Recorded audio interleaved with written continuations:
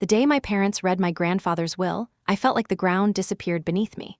My brother was handed the keys to the family estate, my sister got the stocks and jewelry, and then my parents looked at me with a smile that cut deeper than any knife. "You don't need anything, darling. You can take care of yourself." I sat there, frozen, watching the fortune my grandfather wanted us to share get stolen right in front of me. That was the moment I realized I wasn't just the forgotten daughter. I was the enemy they wanted to erase. The air in that room was thick with triumph, but none of it belonged to me. My brother leaned back in his chair, twirling the heavy iron keys to the estate between his fingers like a trophy. My sister clutched the velvet box of jewelry so tightly her knuckles turned pale, as if she thought I might snatch it from her hands. My parents watched them with glowing pride, and when their eyes shifted back to me, there was nothing but cold dismissal. I wanted to speak. I wanted to scream, but my tongue was heavy, my throat tight. I stared at the table, at the piles of legal documents and embossed envelopes, and realized that all the things my grandfather had promised me were gone, just like that. He had once told me the rose garden would be mine, that he wanted me to take care of the land because I was the only one who ever bothered to learn from him. And now it was slipping away into the hands of people who had never cared about the soil, the flowers, or even the man himself. When the lawyer closed the folder with a loud snap, it felt like a coffin lid slamming shut. I stood up too quickly, the chair screeching against the polished wood floor. My mother's lips curved into a sharp little smile, the kind she always used when she thought she had put me in my place. My father didn't even bother to look at me. I walked out before I could break down. My heels echoed in the marble hallway of the law office, each step faster than the last. My vision blurred, but I didn't let a single tear fall until I reached the street. The cold wind slapped me awake. I gripped the strap of my bag and kept walking, ignoring the vibration of my phone in my pocket. I knew it was my sister, already mocking me in the family group chat. By the time I got home, my hands were trembling so badly I could barely fit the key into the lock. I dropped my bag by the door and sank onto the couch, staring at the framed photo of my grandfather on the wall. His gentle smile, the twinkle in his eyes, the way his hand rested on my shoulder, I could still feel his warmth. I whispered into the empty room, "You didn't mean this, did you? You wouldn't have left me with nothing." The silence was suffocating. I curled into myself, hugging my knees, and the fury began to boil. I replayed every moment of that meeting, every smirk, every dismissive glance, and with each replay the anger burned hotter. They thought I was weak. They thought they could push me aside, erase me like I was nothing. But I wasn't nothing. The next morning, I forced myself up before dawn. I couldn't sit still, couldn't let the betrayal sink into my bones. I brewed coffee, the bitter taste grounding me, and opened my laptop. If they wanted to treat me like an outsider, I would start thinking like one, an investigator, not a daughter. I began searching for public records, property deeds, anything that could show me a hint of what my grandfather had really wanted. Hours slipped by in a blur of scrolling and printing. The hum of the printer filled the apartment as pages stacked up on my desk. Birth certificates, property registries, tax records. My grandfather's name appeared again and again. I highlighted passages, circled addresses, anything that seemed unusual. Every discovery felt like one step closer to the truth, though I didn't yet know what the truth was. By midday, I found myself staring at an old deed for the estate. The date didn't match the one in the will we had just read. My pulse quickened. Had the property been reassigned more recently? And if so, why? I leaned back in my chair, exhaustion creeping in, but determination stronger than ever. This wasn't over. It couldn't be. That evening, I drove past the estate. The wrought iron gates were closed, and my brother's car was parked in the driveway. The windows glowed warmly, shadows moving inside. I could almost hear their laughter from the road. I gripped the steering wheel until my hands ached. It wasn't just about money or land. It was about being erased from my grandfather's legacy, from my own family's story. I sat there in the dark, staring at the house that should have been mine, and I swore to myself, I will not disappear quietly. The following days were a haze of restless nights and heavy mornings. Every time I closed my eyes, I saw my parents' smug faces, my brother's careless smirk, my sister's greedy hands clutching the jewelry. It replayed like a nightmare on loop, but each time I woke up, the rage burned hotter. I couldn't stop thinking about the rose garden. My grandfather and I had planted it together when I was a child. He taught me how to prune each stem, how to water without drowning the roots, how to speak gently to the blooms as if they could hear. That garden was more than soil and petals, it was a piece of him, of us. He had promised me, over and over, that it would be mine one day. And yet, when the will was read, that promise was erased as if it never existed. I drove back to the estate again, this time in daylight. I parked down the road so no one would notice and walked toward the fence. Through the iron bars, I could see the roses, some wilting, some wild with neglect. My brother had no love for them, no patience. It felt like watching my grandfather's memory wither before my eyes. I pressed my hand against the cold metal, whispering, "I'll save you, I promise." When I turned back toward my car, I caught sight of the gardener, a man I remembered from my childhood. His hair was grayer now, but his eyes widened when he recognized me. He walked closer, lowering his voice. "Miss, I thought it was you. Your grandfather always said you'd take care of this place." The words pierced me like an arrow. My throat tightened. "He told me that too," I managed to reply. The gardener glanced back at the house, then leaned closer. "He left papers in his study, drafts of his will. I saw them myself. He wanted this estate for you." My heart nearly stopped. My breath came in shallow bursts. "Are they still there?" He hesitated, shaking his head. "After he passed, your parents locked the study. I haven't seen those papers since." I thanked him, trying to keep my voice steady, but inside I was trembling. This was confirmation. My grandfather's wishes had been altered. Someone had buried the truth, and I knew exactly who. That night, I couldn't sleep. I sat at my desk, surrounded by piles of notes and documents, the gardener's words echoing in my mind. My parents had lied, and my siblings had played along. I thought about confronting them, but the image of their mocking laughter stopped me. No, if I was going to fight back, I needed proof. I started digging deeper. I searched for old letters, photographs, anything that could tie me to my grandfather's original intentions. I even visited the town archives, flipping through dusty files that smelled of age and ink. Hours turned into days, and though exhaustion weighed me down, the fire in my chest never dimmed. On the third day, I found something, a receipt for legal services dated only weeks before my grandfather died. The name of the lawyer was the same one who had read the will to us. But the dates didn't match up. Why would there be records of revisions that never appeared in the final version? I photocopied the receipt and tucked it into a folder labeled evidence. Each piece I gathered was a weapon, and I was building an arsenal. When Sunday came, my parents invited me to dinner. Against my better judgment, I went. Part of me wanted to see their faces, to study their lies up close. As I stepped into their pristine dining room, the smell of roast beef and rosemary filled the air, almost enough to make me forget the betrayal. Almost. My mother welcomed me with exaggerated warmth, kissing my cheek as if nothing had happened. My father poured me a glass of wine, his tone light, casual. "It's good to have all the family together," he said. I sat at the table, watching them laugh with my siblings, and every smile, every joke, every sip of wine felt like poison. They thought I had accepted my place as the empty-handed daughter. They thought I was too weak to fight back.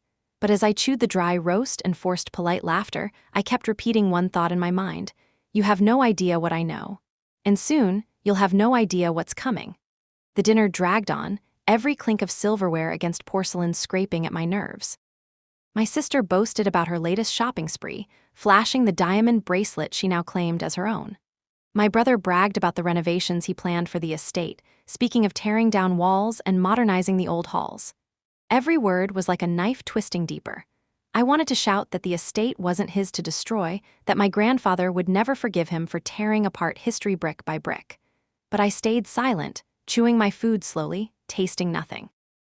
I studied their faces instead, memorizing the smug curve of my sister's lips, the arrogance in my brother's posture, the self-satisfaction radiating from my parents. At one point, my mother leaned toward me, her tone sweet but cutting. "You'll be fine without all this, darling. You've always been resourceful." The word resourceful dripped with condescension, as if my independence were a flaw rather than a strength. I forced a smile and raised my glass. "You're right. I've always managed on my own." Inside, my blood boiled. If they wanted to dismiss me, I would give them a reason to regret it. Later that evening, when dessert was served, I excused myself to the bathroom. Instead, I slipped quietly down the hall toward my grandfather's old study. The door was locked, just as the gardener had said. I pressed my ear against the wood. Silence. My heart thudded in my chest. I pulled at the handle one last time, nothing. But as I stepped back, I noticed faint scratches on the lock, as if someone had forced it open before. My parents had been here. My siblings had probably been here too. Whatever evidence my grandfather left was inside, waiting to be erased. When I returned to the table, my father raised an eyebrow. "Get lost?" he asked, half joking. I smiled thinly. "Just washing my hands." That night, back in my apartment, I couldn't shake the image of that locked door. My grandfather's study had always been a sanctuary. Books lined the shelves, his old typewriter sat in the corner, and the smell of leather and ink filled the air. I remembered sitting there as a child, swinging my legs while he drafted letters. If he had hidden anything, it would be in that room. The next morning, I made a plan. If I couldn't enter the study myself, I'd find someone who could. I called a locksmith I trusted, disguising the request as if I had locked myself out of a home office. He agreed to meet me near the estate that weekend. When Saturday came, my pulse raced as I stood outside the gates. I wore a plain coat, hair pulled back, hoping no one would notice me. The locksmith arrived, tools in hand, and I led him around the side entrance where the gardener had once allowed me through as a child. The man worked quickly, his hands steady. Within minutes, the door to the study creaked open. The smell hit me instantly, dust, paper, time itself. My chest tightened as I stepped inside. It was exactly as I remembered. The heavy oak desk, the shelves lined with old leather-bound volumes, the globe in the corner. My grandfather's spirit was everywhere. I scanned the room, my eyes darting to the drawers of the desk. I pulled one open, then another, stationery, pens, old receipts. Nothing. My hands trembled as I searched deeper, pulling at hidden compartments, flipping through journals. Finally, in the bottom drawer, beneath a false panel, I found a bundle of papers tied with twine. My breath caught. My fingers shook as I untied the knot and unfolded the pages. They were drafts, multiple versions of my grandfather's will, and in each one my name appeared, not just once, but highlighted as the heir to the estate. Tears welled in my eyes. I pressed the pages to my chest, overwhelmed by relief and sorrow. He hadn't forgotten me. He had never intended to cast me aside. My parents had done this. They had stolen not only my inheritance but my grandfather's last wishes. A noise startled me, the creak of footsteps in the hall. I froze, clutching the papers.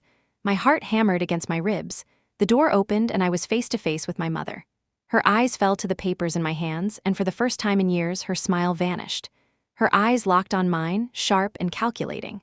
For a second, the room felt smaller, the air heavier, as if the walls themselves were leaning in to listen. I froze, the bundle of papers clutched against my chest like a shield. "What are you doing here?" my mother asked, her voice calm but laced with venom. My throat tightened. "I was just remembering him," I said softly, though the tremor in my voice betrayed me. She stepped inside, closing the door behind her with a deliberate click. The sound echoed like a gavel in a courtroom. Her gaze fell again to the papers in my hands. "Give them to me." I shook my head, clutching the drafts tighter. These were his real wishes.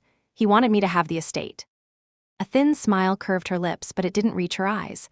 "Those are old papers, irrelevant. He changed his mind. What you saw in the official will is the truth." "No," I whispered, my voice growing steadier. "The truth is right here." Her smile vanished. In 2 strides she was in front of me, her hand darting out to snatch the papers. I stumbled back, heart racing.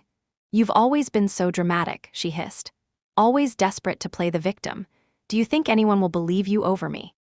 Over your father? Over the will already signed and sealed?" Her words cut deep, but instead of breaking me, they ignited something raw inside. I stood taller, meeting her eyes. "I don't need them to believe me, I have proof." For a moment, silence stretched between us, thick and suffocating. Then she leaned in, her voice low and cold. "If you walk out of this room with those papers, you will regret it. Do you understand me?" I wanted to flinch, to step back, but I didn't. Instead, I slid the bundle into my bag and zipped it shut. "No," I said firmly.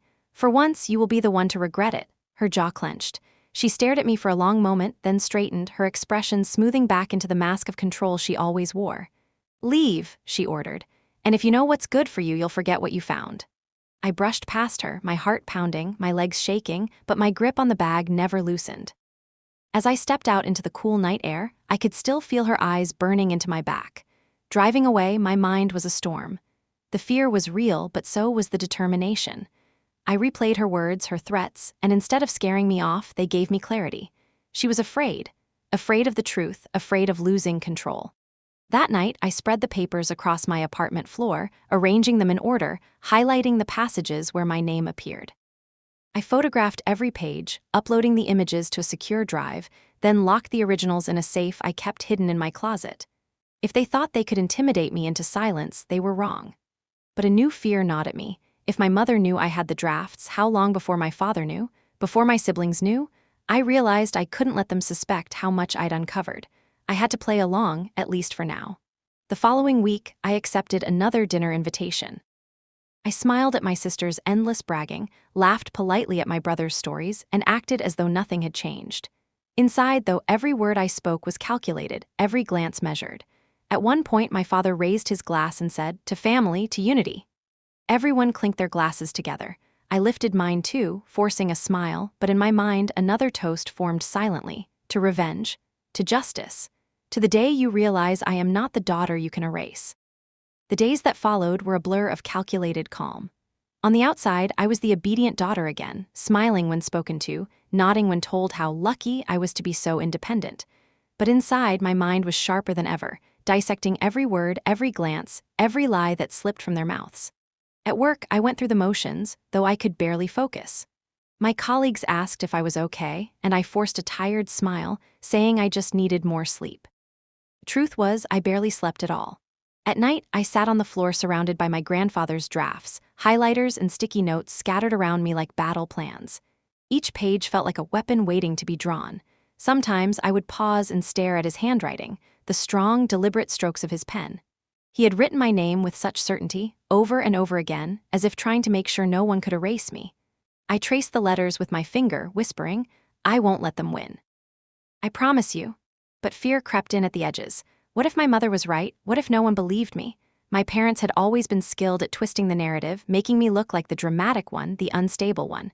They had done it my whole life, painting me as difficult while holding up my siblings as golden children. This time, though, I had proof, and proof was stronger than perception. One evening, my sister called me out of the blue. Her voice was unusually soft, almost friendly. "I just wanted to check on you," she said. "I know this whole thing must have been hard for you." Her false sympathy dripped through the phone line. I clenched my jaw, forcing my tone to stay light. "I'll manage, like always." There was a pause, then a careful sigh. "You know, if you need help, you could always come to me. Family should stick together." I almost laughed. Family, to her, had always meant whatever benefited her most. I thanked her politely, hung up, and stared at the phone. Something about the call unsettled me. Did she suspect what I had found? Or was she trying to fish for information? The paranoia grew heavier each day. When I walked home from work, I glanced over my shoulder more often than usual. When I left my apartment, I double-checked the lock. One night, I returned to find my desk drawers slightly open, though I was sure I had closed them. Nothing was missing, but the message was clear. Someone was watching. That was when I realized this wasn't just about proving myself anymore. It wasn't just about inheritance. It was survival. My parents had already rewritten my grandfather's legacy once. What was stopping them from erasing me completely if I became too much of a threat? The thought chilled me, but it also fueled me. If they were willing to play dirty, so was I. I started documenting everything: dates, times, conversations. I recorded dinners on my phone, saved text messages, and kept a secret journal of every suspicious thing I noticed. If they wanted a war, I was preparing for it. And yet, beneath all the fear and fury, a strange calm settled inside me. For the first time in years, I felt like I had a purpose that wasn't tied to pleasing them or earning their scraps of affection. This was about me, my voice, my truth, my justice. One night, I drove out to the estate again. I parked under the stars and walked to the fence, staring at the silhouette of the house against the night sky. The roses were hidden in darkness, but I could still imagine their scent, still hear my grandfather's voice teaching me which blooms to cut and which to leave. "I'll take it back," I whispered to the night. "I'll take back everything you meant for me. They won't silence me this time." And with that vow, I turned and walked back to my car, the weight of my grandfather's drafts secure in the safe at home, and a storm of vengeance growing stronger in my chest. This wasn't the end of the story. It was only the beginning. The night after I swore to take everything back, I couldn't sleep. I lay awake staring at the ceiling, replaying my mother's threat over and over. Her voice echoed in my skull, low and venomous. "If you walk out of this room with those papers, you will regret it." But she was wrong. I didn't regret it. If anything, I regretted not standing up to her sooner. The next morning, I carried the folder of photocopies I'd made into a small cafe across town. My laptop glowed in front of me as I scanned each image, making sure every line was clear. The waitress refilled my coffee twice before I realized I hadn't touched the first cup. My hands shook with both fear and adrenaline. This wasn't just family drama anymore, this was fraud, and I had proof. Still, the paranoia gnawed at me. I checked the door every time it opened, convinced one of my siblings would walk in, catch me red-handed. But no one came.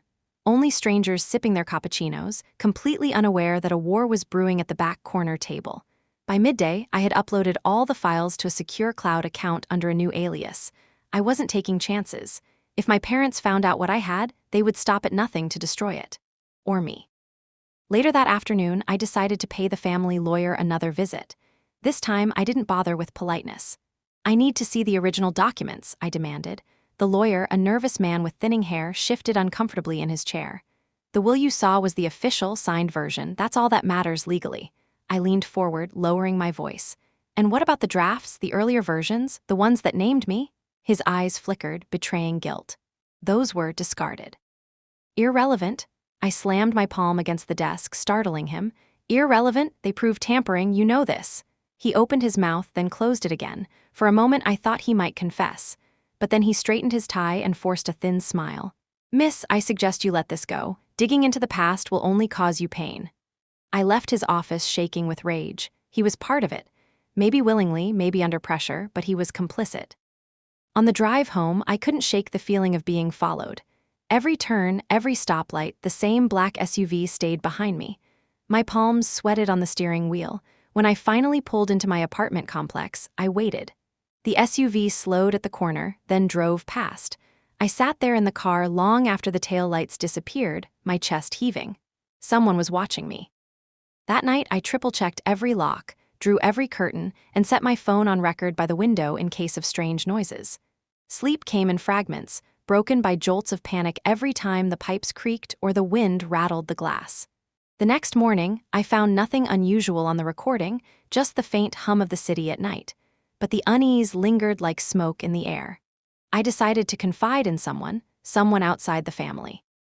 I called Daniel, an old college friend who worked as a paralegal. When we met at a quiet diner, I slid the photocopies across the table. He scanned them carefully, his brow furrowed. "This is serious," he whispered. "If these are authentic, your parents committed fraud." "They are authentic," I said firmly. "I found them in my grandfather's study. My mother caught me with them." Daniel exhaled, rubbing his temples. "You need a lawyer you can trust. Someone independent, not tied to your family in any way." "I know," I admitted, "but the moment I make a move, they'll know and they'll fight." He leaned closer, lowering his voice. "Then you need leverage, something that keeps them off balance." His words stayed with me all night. Leverage, I needed more than proof, I needed power. Over the next week, I watched my family with new eyes. Every dinner, every casual conversation, every careless remark could be a crack in their armor. And then, slowly, the cracks began to appear. My sister grew restless, fidgety, her phone glued to her hand. I caught her stepping outside during dinner to take whispered calls, her voice sharp and anxious. Once I overheard her arguing. "I told you I'd pay, just give me more time." Debt, trouble, weakness. Meanwhile, my brother flaunted his new title as master of the estate, but I noticed the tension in his smile. He threw parties, hosted dinners, invited half the town to admire his new home. But beneath the charm, there was unease, a flicker of guilt whenever his eyes met mine. And my parents, they carried themselves as if untouchable, but their vigilance betrayed them. My mother watched me like a hawk at every gathering. My father tightened his grip on his wine glass whenever I spoke. They knew I was planning something. They just didn't know what. What none of them realized was that I wasn't afraid anymore. I was patient. Because patience, I realized, was the sharpest weapon of all. The more I watched my sister, the clearer it became. Something was unraveling behind her perfect facade. She still dressed in designer clothes, still posted glamorous photos on social media, still pretended to live the life of luxury she had always flaunted. But beneath the gloss, I could see the cracks. Her smile was forced, her eyes tired. One night after a family dinner, I lingered behind as everyone else drifted into the living room. My sister's purse sat on the counter, open just enough for me to glimpse the edge of a folded document. Curiosity tugged at me. I glanced around, the others were laughing at some joke my brother had made, and with a swift motion, I slid the paper out just far enough to read the top line. "Final notice, past due payment." My pulse quickened. I slid the paper back before she returned, but the words burned in my mind. She was in debt. Serious debt. Over the next few days, I began watching her more closely. The whispered phone calls became more frequent. Her hands shook as she typed messages, her eyes darting to see if anyone was listening. Once, I overheard her in the hallway, her voice trembling. "I can't send that much this month. I'll get it, I promise. Just don't come to the house." It was clear now. She wasn't just struggling, she was drowning. And that gave me leverage. But leverage had to be used carefully. I couldn't confront her too soon. I needed her to feel the walls closing in before I offered her a way out, so I waited. Meanwhile, I deepened my investigation into my grandfather's will. Every day, I uncovered another small detail that didn't fit. Property records that shifted hands too suddenly. Bank transfers that lined up suspiciously with the date of his death. And always, the same pattern: my parents pulling the strings, my siblings reaping the rewards. At times, the weight of it all threatened to crush me. I'd wake up in the middle of the night, drenched in sweat, convinced someone was in my apartment. Once, I found my balcony door slightly ajar, though I was certain I'd locked it. Nothing was taken, but the message was clear: we're watching you. Instead of scaring me off, it hardened me. If they wanted a war, I'd give them one. A week later, I decided it was time to test my sister. I invited her for coffee at a quiet cafe downtown. She arrived in a silk blouse and oversized sunglasses, trying too hard to look effortless. When she removed the glasses, I saw the exhaustion in her eyes. "Thanks for meeting me," I said, stirring my coffee slowly. She smiled thinly. "Of course, we should spend more time together, don't you think?" I tilted my head. "You've been busy lately, lots of phone calls." Her smile faltered for just a second. "Work, you know how it is." I leaned in, lowering my voice. "I know about the overdue payments." Her eyes widened. For a moment, panic flickered across her face before she smoothed it over with forced laughter. "I have no idea what you're talking about." I held her gaze, steady and unflinching. "You can lie if you want, but debts have a way of catching up, don't they?" Her hands tightened around her coffee cup. She didn't respond. I let the silence stretch, then leaned back casually. "Don't worry, I'm not going to tell Mom and Dad. Yet." The word "yet" landed like a stone between us. She swallowed hard, eyes darting toward the window. For once, my sister, the golden child, the flawless daughter, looked small. When we parted, she hugged me a little too tightly, her perfume cloying in my nose. "We're family," she whispered. "We should stick together." I smiled, but it didn't reach my eyes. "Exactly." Driving home, I replayed the encounter. She was cornered, whether she admitted it or not, and a cornered person was useful. That night, as I organized my notes, a thought hit me. My parents didn't just manipulate my grandfather's will, they manipulated us. They pitted us against each other, fed us lies, and forced us into roles we never chose. My sister's debts, my brother's unease, my own erasure, none of it was an accident. The realization didn't soften me. If anything, it made me colder. I wasn't going to save my sister. I wasn't going to rescue my brother. They had played their parts in this betrayal, and they would face the consequences. But I could use them, and I would. It was a Thursday evening when everything shifted. I had just returned from work, drained and heavy with the week's tension. The elevator ride up to my apartment felt endless, the hum of fluorescent lights pressing into my skull. When I reached my door, I froze. An envelope lay on the floor, slid under the crack. No address, no name, no return stamp. Just a plain, unmarked envelope waiting for me like a silent messenger. My pulse quickened. I picked it up carefully, half expecting it to be a threat, some cruel reminder from my parents that they were watching. But as I carried it inside and tore it open, my breath caught. Inside was a photocopy, grainy but legible, of my grandfather's will, not the version we had seen in the lawyer's office. This one was different. This one had my name.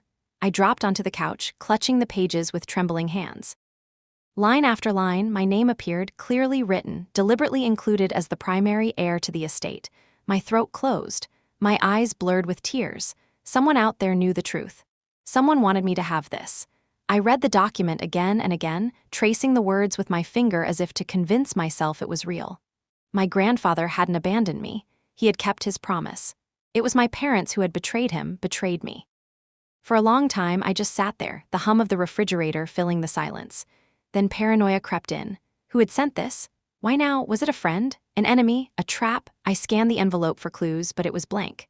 No handwriting, no fingerprints I could see. I held it under the light, searching for watermarks or seals, but there was nothing. Whoever sent it knew how to stay hidden. But one thing was clear: I wasn't alone in this. The next morning, I made copies of the document and stored them in multiple places: an encrypted drive, a safety deposit box, even with Daniel.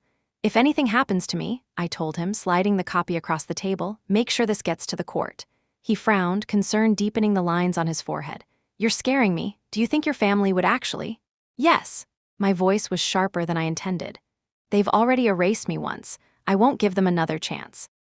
For days, the envelope consumed my thoughts.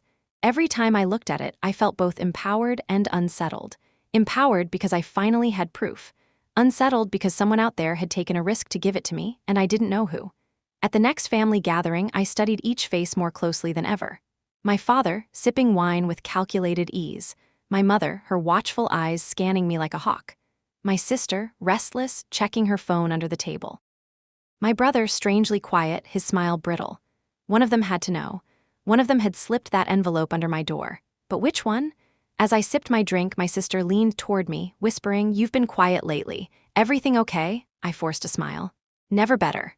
But inside, I was dissecting every word, every gesture. Did she know? Was she testing me? Or was it someone else, someone with more to lose than to gain? Later that night, after everyone else had gone to bed, I lingered in the living room with my brother. He sat across from me, staring into his glass. For a long moment, the silence was heavy. Then he muttered, almost too softly to hear, "Sometimes I wonder if we're doing the right thing." My chest tightened. I leaned forward. "What do you mean?" But he shook his head quickly, brushing it off with a forced laugh. "Nothing, just the wine talking." Still, his words lingered long after I drove home. "Sometimes I wonder if we're doing the right thing." Did he know? Was he the one who sent the envelope?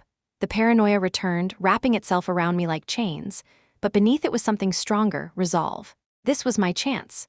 With the drafts I'd found and the photocopy now in my hands, I had enough to challenge them. Maybe not in court yet, but soon. Very soon.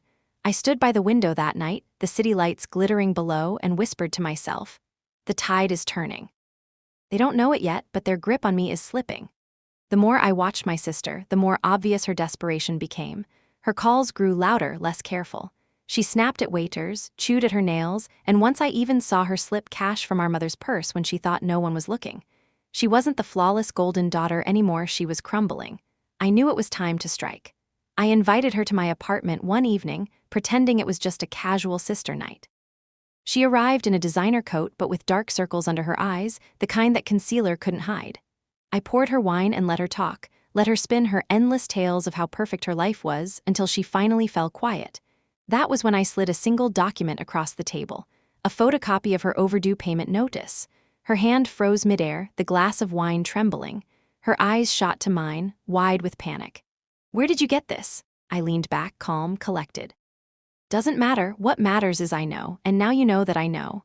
She tried to laugh it off, her voice thin. "Everyone has bills." "These aren't bills," I cut in sharply. "They're debts, and from the sound of your late-night calls, they're the kind that don't go away with a polite excuse." Her facade cracked. For once, my perfect sister had no clever retort.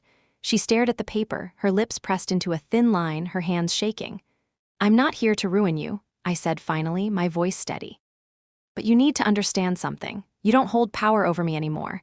If you try to play games with me, this little secret of yours will find its way to the wrong ears." Her eyes filled with tears, real ones, not the crocodile tears she used to manipulate our parents. "Please," she whispered, "don't tell them. They'll never forgive me. They'll think I'm weak." I almost laughed. "They already think I'm weak. They already erased me. Do you think I care about their forgiveness anymore?" For a moment, we just sat there in silence, the weight of our mutual betrayals pressing between us. Then she reached across the table, her voice breaking. "We could help each other. If you keep this quiet, I'll back you up, whatever you need." I studied her face carefully. Was she sincere or just trying to save herself? Either way, I now had leverage, and leverage was power. "I'll think about it," I said, standing and taking the paper back. "But remember, I hold the cards now, not you." She left soon after, and as the door closed behind her, I felt a rush of grim satisfaction. For years, she had been the shining star, the one my parents praised while I was cast aside. Now she was cornered, and I was the one holding the knife. But even as I savored the moment, I couldn't ignore the bigger picture. My parents were still in control. My brother still held the estate, and I was still on the outside looking in. If I wanted true justice, I needed more than my sister's fear. The next family gathering confirmed it. My sister sat unusually quiet, her eyes darting nervously whenever our parents spoke. My mother noticed, frowning slightly. "Everything all right, dear?" My sister forced a smile. "Of course." But her voice wavered. Meanwhile, my brother played host at the estate, giving us a tour of the renovations. He boasted about tearing down a wall in the library, about replacing the old oak floors with polished marble. My stomach turned at the thought of my grandfather's beloved study being gutted for vanity. "You're destroying history," I said under my breath. He smirked. "I'm improving it. Besides, it's mine now." I wanted to hit him. Instead, I bit my tongue and smiled coldly. "Enjoy it while it lasts." Later that evening, as I stood alone in the rose garden, I heard footsteps behind me. It was my sister. She glanced around to make sure no one was watching, then whispered, "I'll do it. I'll help you. Whatever you need." Her eyes were red, her hands trembling. I realized then just how deep her troubles ran. She wasn't just scared, she was desperate, and desperation could make her dangerous. "Good," I said quietly, leaning close, "because this isn't about small secrets anymore. This is about the truth, and if you stand in my way, I'll bury you along with them." She flinched, nodding quickly. "I understand." I walked back toward the house, leaving her in the dark among the roses. For the first time in a long time, I felt a shift in the balance of power.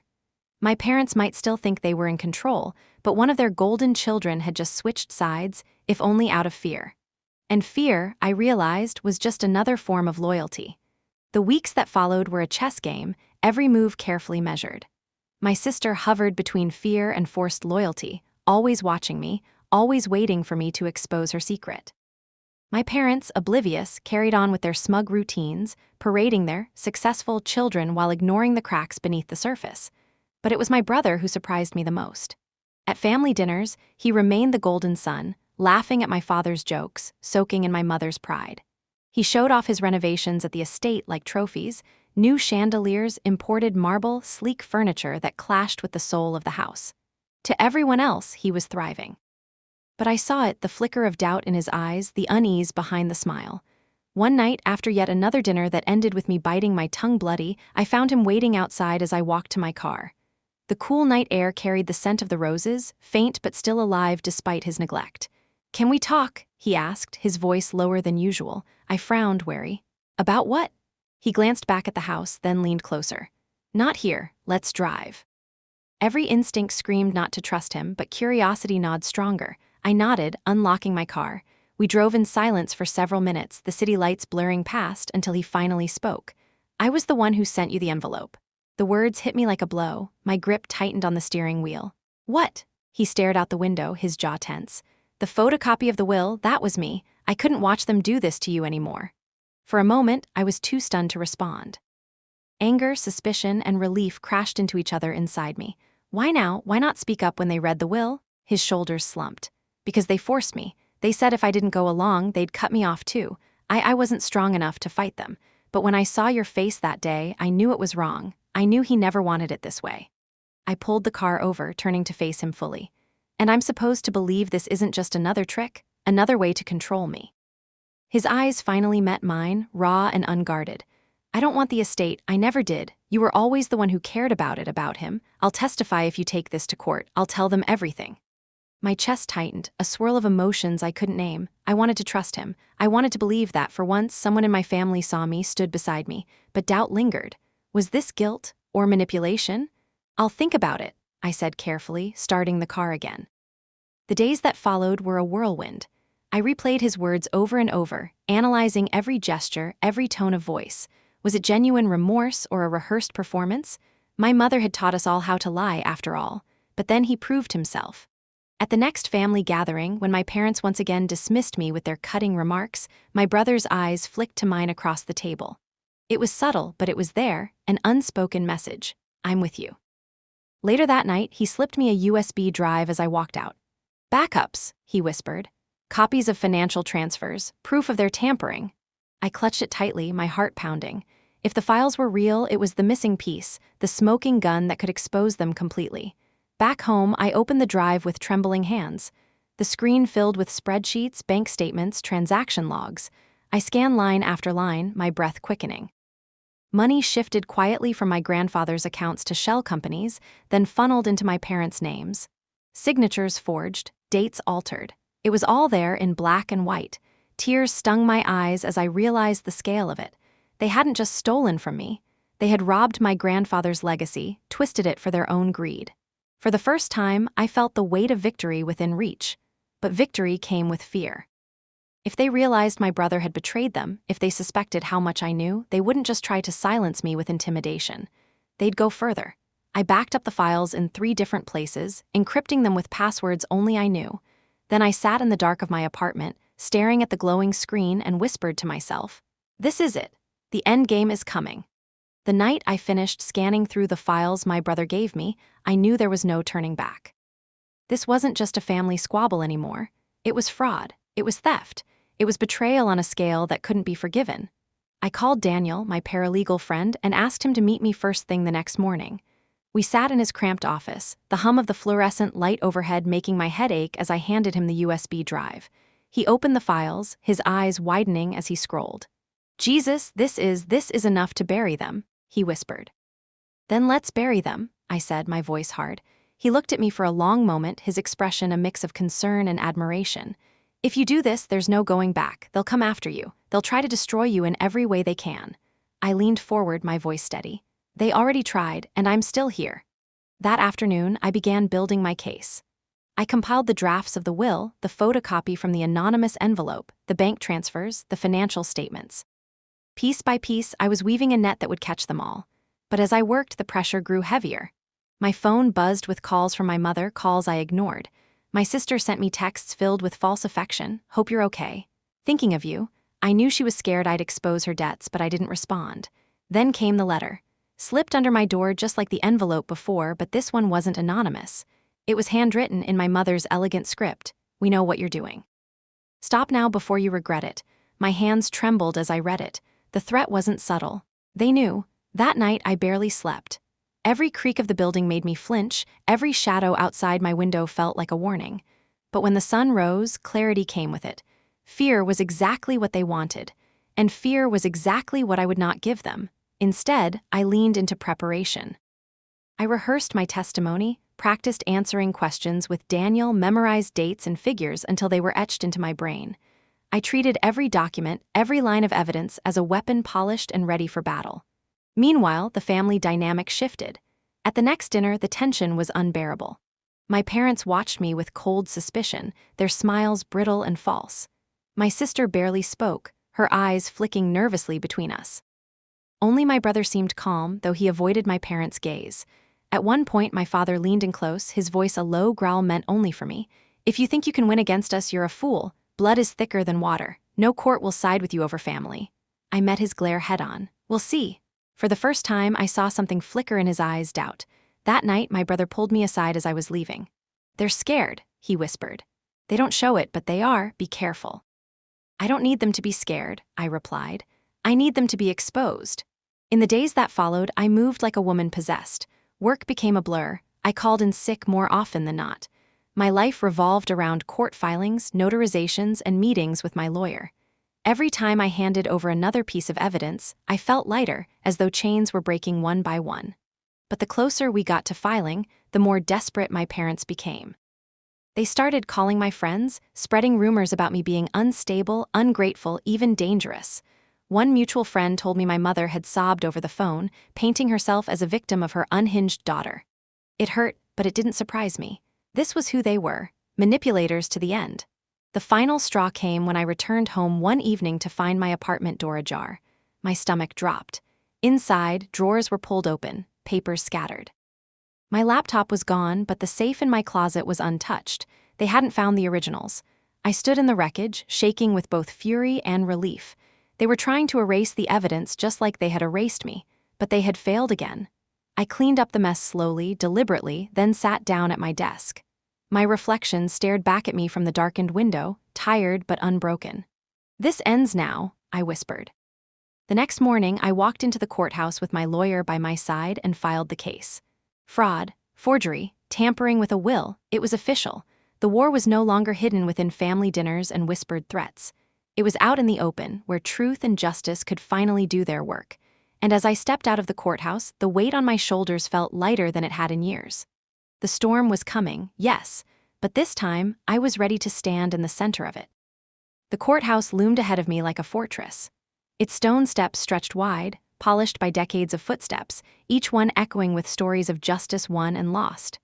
As I climbed them, the weight of my family's betrayal pressed against me, but beneath it was something stronger, resolve. Inside, the air was heavy, tense. Lawyers shuffled papers, clerks called out names, and the faint murmur of other cases bled through the thick wooden doors. My case wasn't just another dispute, it was the fracture of a dynasty, dragged into the light. When my parents entered, their presence sucked the air from the room. My mother wore her pearls, her smile sweet but poisonous as if she were the victim here. My father's expression was steel, unyielding, daring me to challenge him. My sister avoided my gaze, her makeup flawless but her eyes swollen from sleepless nights. My brother trailed behind them, quiet, his loyalty hanging in the balance. We sat across from each other, the table between us feeling more like a battlefield than polished oak. Their lawyer, a smug man in a navy suit, rose first. His voice was calm, practiced, dripping with condescension as he painted me as the problem child. "This young woman has always struggled with responsibility," he said smoothly. "She seeks to undermine her family not out of truth, but out of envy and resentment." My stomach twisted, but I forced myself to sit still, my face neutral. I couldn't give them the satisfaction of seeing me rattle. Then it was our turn. My lawyer stood, his voice clear and sharp. "This is not a matter of resentment. This is a matter of fraud. We have evidence that the will presented by the family was tampered with, evidence that assets were illegally redirected, evidence that my client was intentionally erased from her rightful inheritance." He handed over the first set of documents, the bank transfers. The courtroom shifted. My father's jaw tightened, my mother's smile faltered, and for the first time I saw a flicker of fear in their lawyer's eyes. Still, they fought back. They produced character witnesses, old family friends who claimed I had always been unstable, rebellious, unfit to handle responsibility. Each word felt like a dagger, not because it was true, but because it was how my parents had always wanted me to be seen. When my turn came to testify, I walked to the stand with legs that felt like stone. The oath felt heavy on my tongue, but once I began speaking, the words poured out. I told the court about my grandfather, the afternoons in the garden, his promise that the house would one day be mine, the drafts of the will where my name appeared. I described the day of the reading, the laughter, the humiliation, the way my parents had dismissed me as if I were nothing. As I spoke, my mother's face hardened, her smile gone. My father glared daggers at me, but I didn't falter. For once, my voice was stronger than theirs. Then my lawyer produced the photocopy of the true will. The silence in the courtroom was deafening as it was passed to the judge. My parents' lawyer objected, tried to dismiss it as a forgery, but when the expert examiner confirmed the handwriting matched my grandfather, the tide shifted. I looked at my parents then, truly looked at them. My father's face was red, veins bulging at his temple.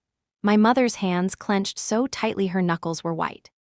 They were cornered, but they would not go down quietly. And I knew, deep in my bones, that the battle was only beginning. The second day of trial began under a gray sky. Clouds pressed low and heavy, as though even the heavens anticipated the storm about to break inside the courthouse. Reporters clustered on the steps, microphones thrust forward, cameras flashing like relentless lightning. I heard the questions. Is it true your family falsified the will? Do you think you'll win against your parents? But I kept walking, my heels striking the stone in sharp, steady rhythm. I wasn't going to give them sound bites of fear. Inside, the courtroom hummed with tension. The air smelled faintly of polished wood and stale coffee, but beneath it was the electric charge of anticipation. My parents sat across the aisle, a portrait of wealth and confidence. My mother wore her pearls, her lips painted in that familiar red that always meant war. My father leaned back in his chair with arms crossed, eyes like steel. My sister perched beside them, silent, her hands clasped tightly in her lap. My brother sat a little apart, his expression unreadable, his eyes downcast. Their lawyer moved first, his voice smooth as oil. He dismissed the financial transfers as routine estate management. He mocked my photocopy of the will, calling it an amateur forgery designed to stir resentment. And then he turned toward me with a pitying smile that made my skin crawl. "This young woman," he said, his words dripping with condescension, "has always been troubled. This case isn't about justice. It's about envy. A desperate attempt by the overlooked child to destroy her family." The words hit harder than I expected, not because they were true, but because they echoed the story my parents had spun about me for years. The unstable one, the difficult one, the daughter who couldn't be trusted. My throat tightened, but I forced myself to keep my face still to let no crack show. My lawyer rose calmly, his voice crisp. "This case is not about envy, it is about fraud, it is about forgery, and it is about a family who thought they could erase a daughter without consequence." He turned to the judge. "We are not finished. We call a new witness." The air shifted. The clerk's voice rang out. "The defense calls Michael Weston." I turned sharply, my breath catching. My brother stood slowly, his chair scraping against the floor.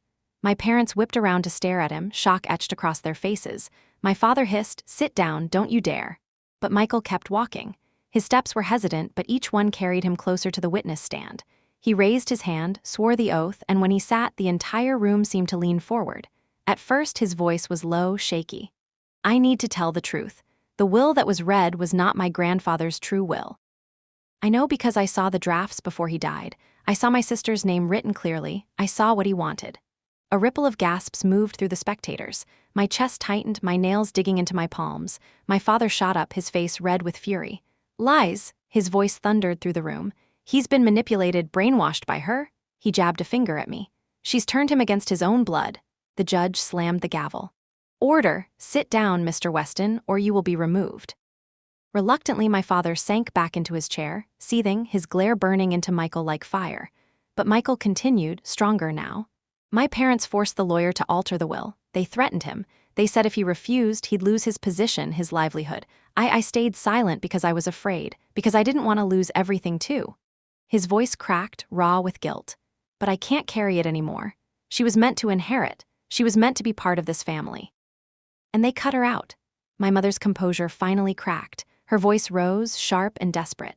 Stop this, you don't know what you're saying. We did what was best for the family, for all of us. Michael turned to her, his expression twisted with something between grief and anger. No, Mom, you did what was best for yourself, for your pride, for your greed. You always told us blood was everything, but you bled her out without hesitation. He pointed at me, his voice shaking. You erased her. And now you're furious because the truth is finally here. I couldn't breathe. My throat ached, my eyes blurred, but I forced the tears back. Not now, not here. Michael reached into his jacket and pulled out a slim folder. He handed it to the clerk, who delivered it to the judge. These are copies of emails, he said. From my parents to the family lawyer. Instructions to rewrite the will, threats if he refused. I saved them because I knew one day I might need to make this right. The courtroom erupted. Murmurs swelled, chairs scraped. The judge studied the papers with furrowed brows as the opposing lawyer scrambled to object. Fabrications, these could have been doctored. But the judge silenced him. They will be examined. I glanced at my parents. My mother's face had gone pale, her hands trembling despite her effort to keep them folded neatly. My father sat stiff, his jaw clenched so tightly I thought his teeth might shatter. Their perfect facade was cracking, piece by piece. When Michael stepped down from the stand, he glanced at me. His eyes were glassy, his lips pressed together in a silent apology. For a heartbeat, time froze, and I saw not the brother who stood by while I was erased, but the boy who used to sneak me cookies from the kitchen, who used to sit with me under the rose arbor in the summers. The boy who had been just as trapped in their grip as I was. I didn't smile. I didn't forgive. But for the first time in years, I didn't feel entirely alone. The judge turned back to the room. We will recess. This evidence requires review. As the gavel fell, my parents' lawyer leaned toward them, whispering urgently. My mother covered her face with her hand as if hiding from the eyes of the courtroom. My father leaned forward, his stare fixed on me, hatred, yes, but also fear. And for the first time, I realized I wasn't the one being hunted anymore. They were. The final day of trial dawned bright and merciless. The storm clouds had cleared, leaving the sky sharp and blue, as if the world itself had decided to shine light on the truth. I stood at the courthouse steps, the sunlight hot on my face, and for the first time in years, I didn't feel small walking toward those looming doors. I felt ready. Inside, the courtroom was packed. The gallery overflowed with reporters, strangers, and a scattering of distant relatives who had come to watch the fall of our family empire. Whispers buzzed through the room, but they hushed the moment the judge entered. The proceedings began swiftly. Experts had verified the photocopy of my grandfather's will and the emails my brother had provided.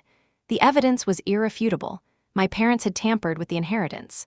Their lawyer, once smug and unshakable, now looked haggard, his arguments unraveling faster than he could stitch them together. My parents sat rigid, their faces masks of fury and disbelief. My mother's pearls gleamed under the courtroom lights, but her hands shook when she adjusted them. My father stared straight ahead, jaw clenched, his skin blotched red with anger.